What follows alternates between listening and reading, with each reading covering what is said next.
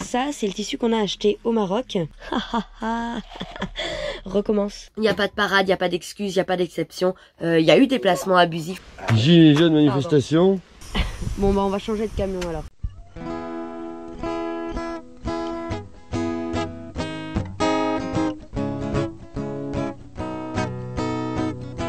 Tourne ma terre, je te regarde. Tu danses sur un air de mise en garde.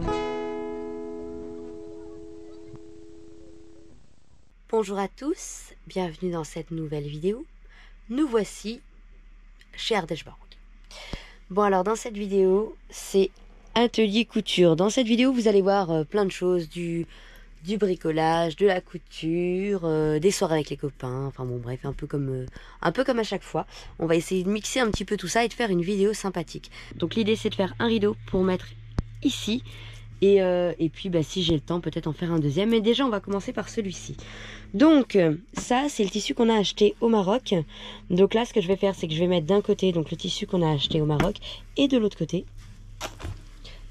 un vieux drap. Voilà, un vieux drap qui va pas d'ailleurs, qui est trop grand. Donc là, j'essaie de faire des petites marques. Alors, je suis pas super bien équipée. J'essaye de faire des petites marques là et là pour découper ça correctement. Alors, je vous dis tout de suite, je suis pas couturière, hein, d'accord. Donc on va faire ça à peu près comme je peux avec mes capacités et mon peu de connaissances en couture. Hein, bon. Alors je vous l'ai dit, ce sera pas du tout parfait. Hein, donc voilà, j'ai fait une première couture. Il y a des loupés. Je comprends pas d'ailleurs pourquoi le tissu bleu il est repassé à travers. Parce que c'est le tissu bleu de derrière. Donc j'ai fait une première couture, je vais en faire une deuxième avant de retourner le tissu que j'ai cousu à l'envers. Je viens de percuter. En fait, j'ai bien cousu là et après j'ai oublié de le retourner. Recommence.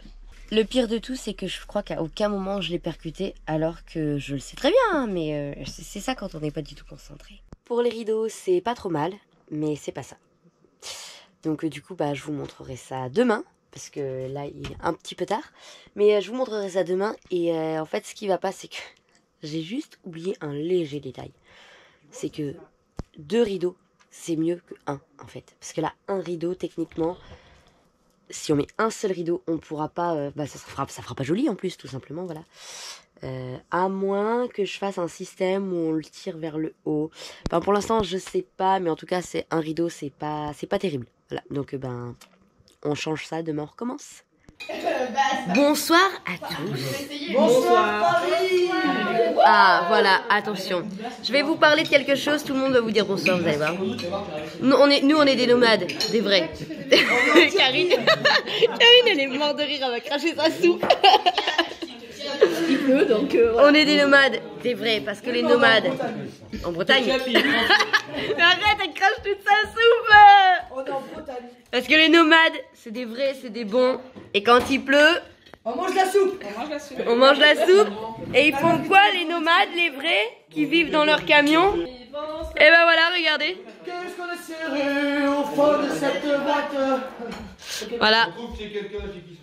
Voilà, les nomades, les vrais, Les squatteurs. ils finissent en Airbnb, s'il vous plaît. Voilà. Ça, c'est des nomades, des vrais. Hein? Voilà. C'est Airbnb gratos, ça c'est vraiment un truc. Un bon plan. Un bon plan. Regarde, tu lui fais cracher sa soupe. Pour tous les gratteurs youtubeurs, ça rime. N'oubliez pas que nous avons notre Uber. Oh, bien joué, bien joué. Et on dit qui? On dit quoi? On dit qui? On dit merci. Merci Jackie Michel. Je crois que c'était Mehdi et Karine, mais en fait, ils se sentent pas trop chez eux en fait ici. Du coup, on est en Airbnb quoi. C'est n'importe quoi ici. C'est vraiment n'importe quoi. Bon, bah on va manger notre petite soupe faite avec amour par Karine. Avec de la risa de Tunisie. Voilà. Dit Tunisie ou dit Algérie? Dis la Tunisie.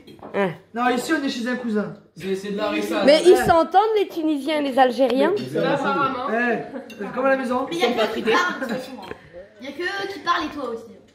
Mais qu'est-ce qu'elle a? Donc on s'entend bien. Mais... Elle cherche sa place. Ça On va sortir que le soir, tu sais, après. Elle, c'est un vampire. Oh! Alors, mais ça, ça confirme que Benny elle a une grande gamelle. En même temps, tu rigoles. Hey Isaac, t'es d'accord hein? Un maman elle a une grande gamelle, on entend qu'elle. Ouais, c'est ça, ouais. Ah oui, Ouais! Isaac président! Bon, de toute façon, c'est cacophonique. Allez, bon appétit! Et Mimine? Mimine, elle est pas trop contente parce qu'elle aime pas trop l'eau. Elle est pas très pluie, Mimine. Oh, la fleur, elle s'est inondée, je crois. Oh là là. Voilà, ça s'est inondé de chez inondé. Bon. Là, ouais. C'est pas terrible. Et alors, Mimine? Mimine, elle aime pas, hein, ça lui plaît pas l'eau. Oh là là, les Mimines! C'est parti dans cette nouvelle journée. Bon, alors après un bon petit déjeuner, on va passer à l'école. Faire un petit point sur l'école, qu'est-ce que c'est que l'instruction en famille et qu'est-ce qu'il faut faire aujourd'hui pour l'année 2023-2024 pour sortir ses enfants de l'école. Et ça, c'est hyper important. N'est-ce pas, Noah? Allez, on se met au travail? Bon, allez, on va parler école. Et oui, encore une fois, on va parler école encore cette année. Mais c'est hyper important parce que chaque année, il y a de plus en plus de familles qui décident de partir sur les routes ou de partir en voyage ou même simplement de faire des tours de France ou simplement de pratiquer l'instruction en famille. Et comme chaque année, il y a un tas de rumeurs sur l'instruction en famille. Alors, comment faut-il déclarer? Qui doit déclarer? Qui est soumis à la loi sur l'instruction en famille et qui ne l'est pas? Et le tout en essayant de vous faire cette vidéo avec Noah qui fait de la pâte à modeler à côté. Voilà. Bon, alors... Pâte à sel, je veux dire. Pardon, je me suis trompée, c'est de la pâte à sel, c'est pas de la pâte à modeler. C'est très important. Alors, l'instruction en famille. L'instruction en famille, on va pas refaire tout un sujet. Vous avez une vidéo, je vous mets le lien de la vidéo qu'on avait fait sur l'instruction en famille et sur notre choix de désobéissance civile. Voilà, puisque la désobéissance civile aujourd'hui est encore un choix pour notre part, en tout cas, qu'on assume. Voilà, on ne va pas se cacher derrière de fausses excuses, on assume totalement notre choix de désobéissance civile vis-à-vis de l'instruction en famille. Si vous avez besoin d'en savoir plus et si vous voulez comprendre pourquoi ce choix de désobéissance civile, je vous invite à regarder la vidéo qui est totalement dédiée à l'instruction en famille, dont je vous mets le petit lien, et là vous pourrez comprendre ce choix, on va dire, voilà, puisque je vais pas vous épiloguer et vous refaire un truc énorme sur notre choix. La loi a été modifiée et on ne souhaite pas que cette loi soit modifiée et c'est pour ça qu'on est plusieurs familles en désobéissant. Pourquoi c'est plus important cette année que les autres années? Eh bien tout simplement parce que jusqu'à maintenant, quand la nouvelle loi est passée, il y a eu une sorte d'autorisation, on va dire, pour 2 ans pour les familles qui avaient déjà eu un contrôle pédagogique positif. Donc qu'est-ce qui se passait avant? Avant c'était... Ça bouge, il y a Noah. Avant, c'était une déclaration, une simple déclaration. C'est-à-dire que vous envoyez une lettre avant à l'académie en disant voilà, je choisis d'instruire mes enfants en famille. Ensuite, depuis maintenant donc 2 ans, c'est passé en système où il faut demander l'autorisation. Voilà, on est passé de déclaration à autorisation. Maintenant, il faut envoyer un courrier à l'académie. Tu veux faire coucou? Non, qui fait coucou. Maintenant, il faut envoyer un courrier à l'académie pour leur demander s'ils vous autorisent à pratiquer l'instruction en famille. Alors, vous me direz, ah ben c'est bien, oui et non en fait. Pourquoi c'est bien et pourquoi c'est pas bien? Bah quelque part, c'est bien parce que ça permet d'encadrer les choses et ça pourrait être bien si seulement ça ne servait pas à refuser toutes les demandes d'instruction en famille. En fait, ce qui se passe aujourd'hui, c'est que ce système d'autorisation octroie en quelque sorte le droit à l'académie de refuser que vous pratiquiez l'instruction en famille juste parce que votre famille leur convient pas, parce que vous rentrez pas dans leurs critères, dans leurs statistiques, voilà. Donc, ils se retrouvent à donner les autorisations parfinalement à ceux à qui ils ne peuvent pas les refuser, donc les enfants qui pratiquent du sport, les enfants les enfants donc handicapés, les enfants malades, etc. Et puis il y a une petite case qui est l'itinérance de la famille en France. Cette case, elle est assez extraordinaire parce que on a pu le constater. Moi, je suis en relation avec quelques humoristes français et ce qui est assez drôle, c'est que ces humoristes, eux, ont eu cette autorisation. Parce qu'ils sont connus, hein, j'imagine bien. Alors que je suis en relation avec d'autres familles IEF qui, elles, se sont vues avoir un refus pour l'itinérance en France, avec comme raison Alors, ce qui était extraordinaire, c'est que pour certains, ils ont eu la réponse. Vous pouvez très bien scolariser votre enfant une semaine ici, une semaine là. Fait extraordinaire. C'est vrai que c'est hyper stable pour un enfant. Alors qu'à côté de ça, il y a des humoristes qui l'ont eu pour les mêmes raisons, pour de l'itinérance. Et à eux, on leur a pas dit, vous pouvez scolariser une semaine, une semaine. Oui, Noah. Est-ce que tu peux me ramasser les bouchons? Non, tu as des mains et des pieds, donc tu peux aller ramasser ton bouchon chaton. Oh. Merci Noah pour la vidéo. Enfin c'est pas grave, de toute façon c'est ça aussi de faire des vidéos quand on a des enfants. Il y a aussi autre chose, c'est que ça dépend totalement des académies. En fait, chaque académie va réagir différemment. Il y a des académies qui sont beaucoup plus souples que d'autres. Et donc il y en a qui vont donner plus facilement des autorisations ou pas. Alors ce qui se passe un petit peu, c'est qu'aujourd'hui les familles commencent à se donner un petit peu le mot, bah tiens, telle académie elle est plus souple. Enfin ça se faisait déjà avant, mais ça se fait encore plus maintenant. Ce à quoi ça va conduire quelque part, c'est qu'au final les académies vont devoir durcir forcément. Malheureusement c'est aussi ce qui va se passer. Alors il n'y a absolument aucune jalousie envers les humoristes qui l'ont eu, au contraire, pour avoir eu la conversation avec certains, c'est vraiment super cool pour eux d'avoir eu cette autorisation. Et ce que j'aimerais, c'est que ça bouge au niveau des familles aussi lambda. Maintenant, on n'est pas encore au bout du combat. La 4e case de l'instruction en famille, c'est celle qu'ils appellent la situation propre à l'enfant. Qu'est-ce qu'on cale dans une situation propre à l'enfant? Eh ben, c'est assez simple, c'est tout. Absolument tout. C'est-à-dire que c'est là que rentre le choix pédagogique des parents. Nous, il y a 11 ans, on a choisi de sortir notre enfant de l'école avant de partir en voyage. À ce moment-là, c'était un choix. Voilà, donc ce serait rentré dans cette case de la situation propre à l'enfant, c'est-à-dire que c'était notre choix. Aujourd'hui, pour atteindre cette case, en quelque sorte, il faut avoir un des deux parents qui a le bac. Voilà, donc si vous n'avez pas le bac, vous n'avez pas le droit, en fait, de pratiquer l'instruction en famille. Au niveau de cette case-là, je parle, hein, d'accord, parce que c'est un peu complexe, hein, en fait, au niveau de l'instruction en famille, les nouvelles lois. Après, faut bien être dans le sujet et bien se sentir concerné pour être calé. Voilà. Après, il y a toujours des failles, il y a toujours des astuces. On est quand même plusieurs on est un bon nombre, on va dire, de familles à travailler dessus en essayant toujours de se battre contre cette nouvelle loi. Donc ça, c'est les raisons pour lesquelles on peut pratiquer l'instruction en famille de manière officielle. Maintenant, officieusement, en réalité, les 3/4 n'ont pas cette autorisation. C'était le but, hein, de toute façon, de régir l'instruction en famille. On a supprimé énormément d'autorisations. Est-ce que pour autant, les familles qui n'ont pas eu l'autorisation ont arrêté l'instruction en famille et ont remis leurs enfants à l'école? Pour la plupart, non. C'est-à-dire que la plupart des familles qui n'ont pas eu l'autorisation ou qui ont fait le choix de ne pas la demander, pratiquent quand même l'instruction en famille aujourd'hui, mais ils sont nulle part dans les fichiers de l'État. Alors, il y en a ceux qui ont demandé les autres. En fait, en gros, ça se passe un peu comme ça. Ceux qui ont demandé les autorisations et qui ont eu un refus sont un petit peu poursuivis par l'État. On leur envoie des lettres, des injonctions de scolarisation, etc. Tout le toin-toin. Ceux qui n'ont pas déclaré, pour l'instant, ne sont pas encore dans les fichiers de l'État et ne sont pas encore embêtés. Mais ça viendra puisqu'ils vont commencer à tout, à faire une petite boîte et mettre tout ensemble de manière à tout relayer. C'est le but. Maintenant, nous, en tout cas, on continuera à se battre. Ça fait un petit peu long sur l'instruction en famille, je sais, mais c'est quand même important qu'on en parle parce qu'on voit de plus en plus de familles, comme je vous disais, qui veulent s'en aller, ou qui veulent simplement pratiquer l'instruction en famille. Et malheureusement, il y a aussi des fausses informations qui circulent. Voilà, donc on va remettre les choses bien au clair. Demain, vous décidez de sortir vos enfants de l'école et de partir faire un tour du monde. Pas de problème. Vous faites une lettre, vous informez l'établissement scolaire et vous informez l'académie dont vous dépendez que vous partez à l'étranger pour une durée de 1 an, 2 ans, 3 ans, 10 ans, peu importe. Voilà. Stop, vous ne dépendez plus de la loi IEF. Parallèlement, si vous ne travaillez plus en France ou si vous travaillez à l'étranger mais que vous n'êtes pas déclaré en France, que vous ne payez pas de cotisation salariale, de charges sociales, de ce que vous voulez en France, ça veut dire aussi que vous n'avez plus le droit à vos allocations familiales. Qu'on se l'entende. Voilà, c'est bien clair. Pour garder vos droits au niveau des allocations familiales, vous devez cotiser en France. Si vous ne cotisez plus en France, c'est tout à fait logique. Vous n'y avez pas le droit.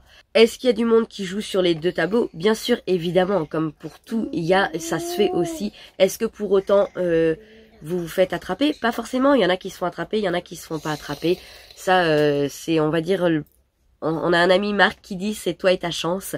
Voilà, il y a des gens qui sont extrêmement malhonnêtes et qui arrivent à s'en sortir tout le temps. Et puis il y a des gens qui vont être malhonnêtes une fois dans leur vie et qui vont se faire attraper. Voilà. En général, ceux qui sont super malhonnêtes, ils se font jamais attraper. Ceux-là, ils ont vraiment une vraie chance énorme. Voilà. Il y en a comme ça. Mais quelque part, moi personnellement, je m'en fiche. Je dirais tant mieux pour eux. À la rigueur, si ça marche, qu'ils en profitent tant que ça marche. Voilà. C'est vraiment pour vous dire que l'un ne va pas forcément avec l'autre. Maintenant, les deux peuvent aussi aller ensemble. Si vous cotisez en France, vous gardez vos allocations familiales. Ça, c'est pour si vous partez à l'étranger. Si vous partez faire un tour de France, ça change complètement la donne. Parce que si vous partez faire un tour de France, alors là, vous êtes soumis à la loi sur l'instruction en famille et vous devez demander une autorisation pour, comme je vous ai dit, la petite case qui dit itinérance de la famille en France, c'est bien précisé. Et là, on va vous demander de remplir un dossier et c'est au petit bonheur la chance, c'est-à-dire soit vous avez l'autorisation, soit vous l'avez pas. Voilà. Vous avez bien sûr le droit de le demander si votre enfant est malade ou handicapé. Vous avez aussi le droit de le demander si votre enfant fait du sport de manière intensive, des compétitions, de la musique, voilà, ce genre de choses. Toutes les autres raisons ne sont pas valables pour ne pas être soumis à l'instruction en famille. Je sais pas, qu'est-ce que je pourrais vous donner comme exemple? Je travaille à l'étranger, mais je vis en France. Vous devez demander une autorisation. Votre enfant a 4 ans? Vous devez demander une autorisation. Vous êtes soumis à la loi sur l'instruction en famille et sur l'école, puisque aujourd'hui en France, l'école est obligatoire à partir de 3 ans, sauf dérogation. C'est le petit point sauf dérogation qui nous permet encore de pratiquer l'instruction en famille. On s'est servi de sujets graves pour faire voter une loi qui n'avait pas forcément lieu d'être et qui va à l'encontre de la Déclaration des droits de l'homme, puisque, je le rappelle, l'article 26 de la Déclaration des droits de l'homme dit que les parents ont par priorité le choix d'éducation à donner à leurs enfants. De quel droit l'État donc vient choisir à la place des parents? Là, c'est quelque chose d'incompréhensible. Bref, on va pas faire de politique, je reviens sur quelques exemples. Je vais vous donner un autre exemple. Mon enfant est dyslexique. Je le sais, mais personne ne l'a prouvé. J'ai pas été voir d'orthophoniste, j'ai pas fait de bilan par un médecin, etc. C'est pas reconnu. Ça ne me donne pas le droit pour autant de ne pas demander l'autorisation. Mes enfants sont nés à l'étranger, ça ne me donne pas non plus le droit de ne pas demander cette autorisation. À partir du moment où vos enfants vivent sur le territoire français, qu'ils soient français ou étrangers, peu importe, vous êtes soumis à la loi IEF. Il n'y a pas de parade, il n'y a pas d'excuse, il n'y a pas d'exception. Tous les enfants vivant sur le territoire français sont soumis à l'instruction en famille. Voilà. Par exemple, je vous donne l'exemple. Moi, personnellement, je peux me permettre d'en parler puisque on a affiché notre désobéissance civile. On a déclaré cette désobéissance civile à l'académie comme à la gendarmerie. Donc, si vous voulez, moi, j'ai pas peur d'en parler. J'ai pas besoin de me cacher pour le faire. Voilà. Nous, par exemple, nos enfants vont être sur le territoire pendant environ 3 mois. 2-3 mois, ils sont soumis à la loi IEF. On devrait demander une autorisation pour ça ou les mettre à l'école. Voilà, chose qu'on se refuse à faire et on a décidé de ne pas céder à cette loi. Alors, il y aura 2 écoles. Il y a 2 écoles, il y a celle qui dit oui, mais c'est pas bien. Et il y a l'école qui va dire oui, c'est bien, il faut se battre. Chacun ses choix. Il n'y a pas de problème là-dessus. Nous, on a choisi de se battre, quelque part parce que je vais répéter quelque chose que j'ai déjà dit. Mais si aujourd'hui les femmes ont le droit à l'avortement, c'est parce qu'il y a eu des femmes qui se sont battues, qui ont fait des avortements de manière illégale, parce qu'il y a eu des batailles. Si vous avez des retraites, si vous avez des droits aux allocations, s'il y a tout ça, tout, absolument tout, les 35 heures, enfin énormément de choses, c'est parce qu'il y a des gens qui ont décidé d'aller contre la loi et qui se sont battus. Voilà. Donc aujourd'hui, ça c'est notre combat. On a décidé de se battre pour ça et on a affiché notre désobéissance civile. Donc on peut se permettre de parler de ça et de vous dire oui, il y a des solutions. Ça ne veut pas dire qu'elles sont légales, mais il y en a. Donc aujourd'hui, je peux vous parler de l'instruction en famille en toute transparence. C'est un sujet qui ne me fait absolument pas peur. Mais sachez bien une chose, c'est qu'à partir du moment où vos enfants sont sur le territoire, vous êtes soumis à cette loi. Il n'y a pas d'excuse possible. Vous êtes soumis à cette loi. Voilà, c'est hyper important. Est-ce que ça veut dire que vous allez avoir des problèmes? Pas forcément. Clairement, aujourd'hui, l'instruction en famille, il doit y avoir environ 100 000 enfants en tout en instruction en famille non déclarés. Et je suis sûre de ce que j'avance. Là, pour le coup, il n'y a pas de doute possible. Des enfants non déclarés, il y en a. Est-ce que ça veut dire qu'ils font pas l'école? Non. Ça veut simplement dire que pour les mêmes raisons qu'on a affiché notre désobéissance civile, qu'ils ont décidé de respecter aussi la déclaration des droits de l'homme, et c'est leur choix. Ils ne doivent rien à l'État à ce niveau-là, voilà. Donc, est-ce que vous risquez d'avoir des problèmes? Oui et non, ça dépend. Il y a des académies qui poursuivent, il y en a qui laissent tomber, il y a toujours des parades. Après, est-ce qu'on va placer 100 000 enfants en instruction en famille, dans des familles d'accueil? Non, on n'a pas la place, clairement. Et il y a des sujets bien plus graves à se battre que les enfants qui font l'école à la maison. Très sérieusement, on a des enfants battus, on a des enfants abusés sexuellement, moralement, psychologiquement. On a bien d'autres soucis à s'occuper avant de s'occuper des enfants qui pratiquent l'école à la maison. Voilà. Je vous dis pas que ça veut dire que vous n'aurez jamais de problème, hein, parce qu'il y en a, il y a des exemples. Il y a eu des placements abusifs pour l'instruction en famille. J'ai connu des familles à qui c'est arrivé. Voilà. Donc il y en a. Il y a pas la règle c'est toujours la même. Il y a toujours des exceptions. On résume. Aujourd'hui, si vous voulez sortir votre enfant de l'école, il vous faut demander une autorisation. Tout enfant sur le territoire français, tout enfant sans exception, qu'il soit français, anglais, espagnol, allemand, tunisien, peu importe, tout enfant sur le territoire français est soumis à la loi IEF à partir de 3 ans. Aujourd'hui en France, l'école est obligatoire à partir de 3 ans, sauf dérogation. La loi est bien claire, sauf dérogation. Ça veut dire que si votre enfant a plus de 3 ans, qu'il est sur le territoire français, même pendant 2 mois, vous devez demander cette autorisation. Si vous ne la demandez pas, alors vous êtes dans l'illégalité. Tout simplement. Si vous avez besoin de plus d'informations sur l'instruction en famille, il y a quand même tout un tas de groupes IEF, notamment sur Facebook, qui sont en place depuis des années. Il y en a qui sont en place depuis 10 ans. Vous avez aussi des associations. Petit rappel au niveau historique. Et pourquoi je souris? Parce que je trouve ça toujours assez drôle. Charlemagne a inventé l'école, en effet, mais Jules Ferry a rendu l'instruction laïque et obligatoire. Voilà. Donc c'est Jules Ferry en 1882 qui a rendu l'instruction obligatoire. Et c'est notre cher Emmanuel Macron qui a rendu l'école obligatoire en 2021. Merci. Gilets jaunes, manifestation. Oh, on est en train de faire des conneries. Ah bah comme d'habitude, on va changer. Ouais. Non, là, on disait vraiment des... On disait des conneries sur quoi? Rien. Ah bon. Déjà, c'est pas une connerie. Non, non, non. Ah. On parlait des stickers que quand on supporte plus, on enlève. Ouais. On garde que les vrais. Mais enfin, ça dépend parce qu'ils ont perdu le splitter. Ah oui, bah oui, mais ça. C'est envolé. Il y en a un autre de... Ah oui, il y en a ici. Ouais. La Ouais, barrière. Ah, celui-là, il est beau aussi, là. Hein. Ah, celui-là, il est beau. sacrément beau. Il est beau, il est beau. Magnifique. Bon, aujourd'hui, un peu de bricolage. Ouais, un peu de mécanique. Bon, hier, on en a fait aussi. Hein. On a changé les... On a changé les mâchoires de frein et les tambours, du coup. S'il y avait un souci de réglage à ce niveau-là. Voilà. Au niveau des TP3. Ah, c'est ça, c'était P3, SG3. Ouais. C'est le même frein, SG2, c'est le même frein, c'est pareil. Tout est pareil. Ça, c'est la barrette qui se met entre les deux mâchoires. Et du coup, vous voyez ici, mais ça s'use en fait.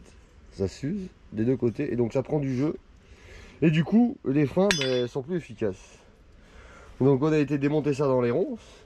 Et oui, parce que ce sont des engins, ça fait un moment qu'ils n'ont pas tourné. Donc bien souvent, les ronces sont plus hautes que les cabines. Donc on a démonté ça dans les ronces. Et on a remonté donc du vieux sur du neuf. Mais regardez la peinture. Elle est d'origine. Hein. Elle est d'origine. Hein. Couleur militaire. Hein. Aïe aïe aïe aïe aïe. Voilà, ça on a fait d'autre hier midi. On a changé le chauffage. Sous le tableau de bord. Le chauffage sous le tableau de bord qui est derrière la console. Donc on a changé la console aussi. On a changé le chauffage qui est en dessous. On a changé le levier de frein à main. Donc on fait de la bricole, on fait de la bricole. Et là on met le 2 tons, de la gendarmerie. Voilà, c'est un ancien 2 tons de la gendarmerie. C'est pas le même que Marabouille. Parce que Marabouille c'est les pompiers. Et lui c'est les gendarmeries. Et il sonne bien, moi j'aime bien. Pas mal. C'est la vieille gendarmerie. Mais bon, allez, on va essayer de monter ça là, mettre le relais. Il va falloir purger les freins encore. C'est ça qui va être le plus dur je pense. Purger les freins. C'est pour ça qu'on n'a pas remonté les roues, pour purger les freins. Voilà, et en espérant que ça se maintienne comme ça. Parce que là c'est pas... Ça va le faire. Il est pas fifou le temps, hein. Allez, bisous Jessica. Yo-Yo devait filmer, mais a-t-il filmé? Ou a-t-il filmé 5 minutes? Non, il a filmé que 10 secondes et demie. Alors, ce camion, il est toujours en kit. Ben, on est mal barré, hein. Je crois qu'il est pas prêt de rouler ce camion. Alors, ce qu'il fait là-bas. Il est dans barbouille. Il barbouille. Il attache tous ses câbles. Il attache ses câbles. Alors, voyons voir ce que fait Yo-Yo. Ah, il fait qu'il râle. Je l'ai entendu. Il râle, mais il râle après qui? Ah non, il est au téléphone. Et il est au téléphone, donc on va le laisser au téléphone. Alors, on est toujours chez Mehdi et Karine. On est pas mal là. Ils sont de retour au bricolage, mais alors je crois que cette fois ils ont changé de côté, ils sont passés à la voiture. Et ils ont abandonné le camion. Vous faites quoi? Ça marche pas. Ça marche pas? Qu'est-ce qui marche pas? Il marche plus. C'est quoi qui marche plus? Pareil. Quel appareil? Pour purger. Vous purgez quoi? Les freins. Les freins. Mais les freins de quoi? Ah, du camion? Ouais. Ah oui, si, c'est ça alors. Vous êtes toujours sur le camion? Mais il y a le produit pourtant.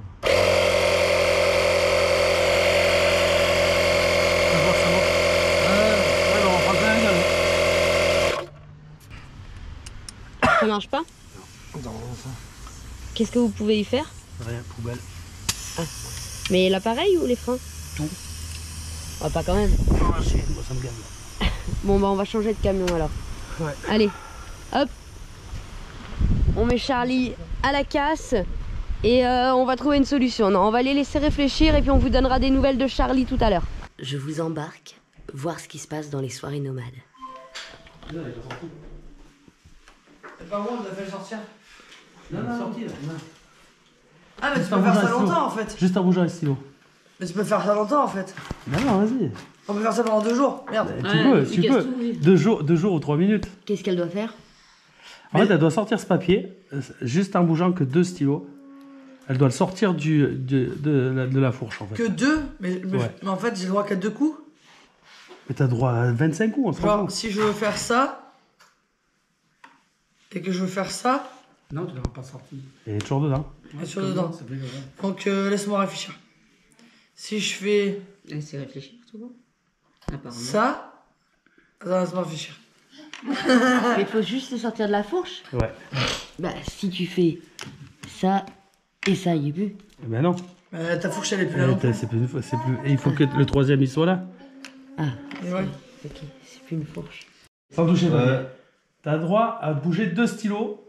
Et en bougeant 2 stylos, tu dois mettre le papier à l'extérieur de la fourche.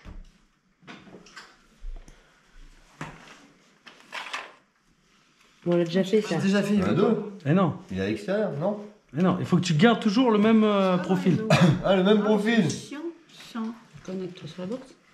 Bah, si tu fais comme ça Ah, je sais. et Attends. comme ça. Non, je sais, laisse tomber. Regarde.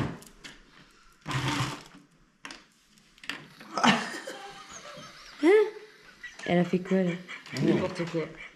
Alors Gilbert, t'as trouvé? J'ai tout. J'ai cru, mais non. Attention, c'est au tour de Gilbert. Non. Ah, Gilbert, il fait de la Attends. magie. Attends, Gilbert, il a une idée.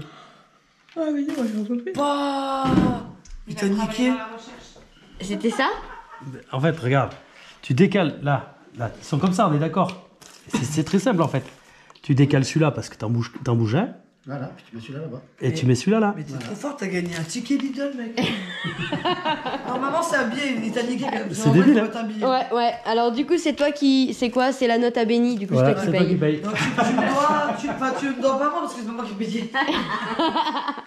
Voilà ce qui se passe dans les soirées nomades. N'importe quoi, hein, en Airbnb. Les nomades en Airbnb. Du coup, on va s'arrêter là. Je coupe la vidéo. C'est la fin. Parce que on a rendez-vous avec un live sur... J'allais dire, on a rendez-vous avec un live sur Benny. Ouais. Au lieu de dire... live sur moi, bébé.